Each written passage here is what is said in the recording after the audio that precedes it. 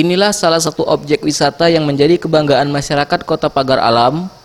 Objek wisata yang diberi nama Dempo Park ini memiliki daya tarik tersendiri dengan menyajikan keindahan panorama alam Gunung Dempo. Taman ini menyediakan fasilitas bermain untuk anak-anak, berbagai macam ayunan, serta beberapa spot untuk berfoto dengan latar keindahan panorama alam Gunung Dempo yang mempesona. Kesejukan udara pegunungan Kota Pagar Alam membuat para pengunjung betah dan nyaman untuk berlama-lama di area seluas 1 hektar ini. Salah seorang pengunjung, Fitri Nurhayati, mengatakan, Dempo Park menjadi salah satu destinasi objek wisata yang sangat bagus dikunjungi bersama keluarga untuk menghabiskan waktu libur dan weekend.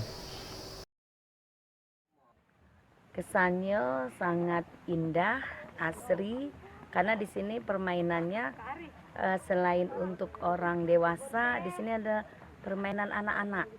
Kita keluarga ini kan membawa anak-anak, keponakan. Jadi kan di sini kalau kita lihat kan... Untuk dapat masuk ke lokasi Dempo Park, para pengunjung hanya dibebankan tarif sebesar Rp5.000 per orang, dan pengunjung sudah dapat menikmati kesejukan dan keindahan panorama alam yang ditawarkan Dempo Park. Ahmad Yudiansah, Sriwijaya TV.